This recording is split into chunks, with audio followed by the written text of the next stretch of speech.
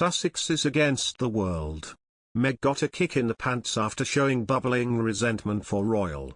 Meghan Markle and Prince Harry are going against the world, according to a royal commentator, who claimed the Sussexes are showing their bubbling resentment for the royal family. The Duke and Duchess of Sussex have reportedly returned to the UK for their week of charity events.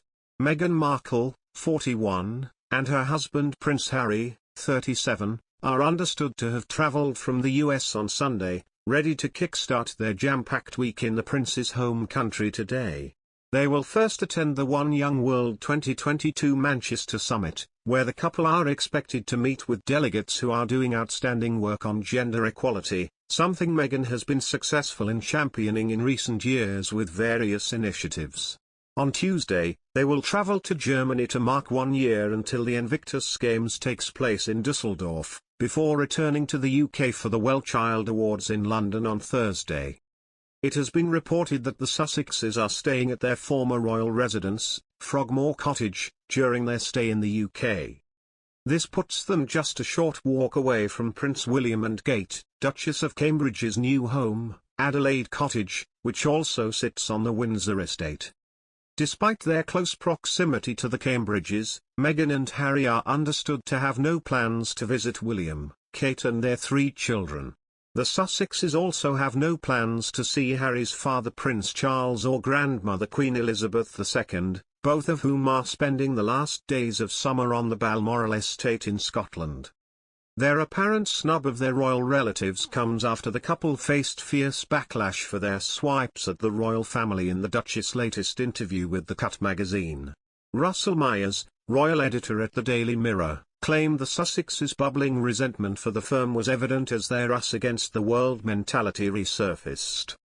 During last week's episode of Pod Save the Queen, Mr. Myers said, "There is still the bubbling under of resentment about how Meghan perceives that she was treated by the media, perceives that she was treated by people within the monarchy, how she felt that she was being constrained by the men in grey suits, the actual hierarchy of the monarchy."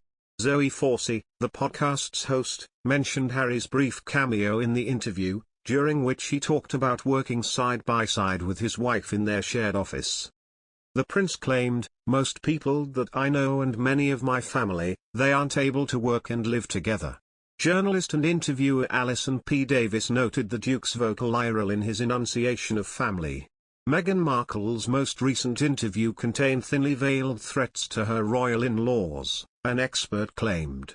The Duchess of Sussex sat down with reporter Alison P. Davis for a tell-all chat published in The Cut last week, discussing everything from her departure from the royal family to her new podcast, Archetypes, that began late last month. Her confessions included the fact that she was not made to sign a non-disclosure agreement when she and Harry stepped down as working members of the firm in 2020, as well as her recent discovery of a journal she had kept while she was still a senior royal living at Frogmore Cottage. Speaking on True Royalty TV's The Royal Beat, Sunday Times royal editor Roya Nick Haas said Meghan's comments contained suggestions that she wanted to threaten the royal family, and even suggested that we could expect a memoir from the former Suits star in the future. Nick Haas said, "The thinly veiled threats that came in Meghan's interview with The Cut, I think, she probably hopes it does feel threatening to the royal family. But I think there's a lot of eye-rolling, going, we're used to this by now.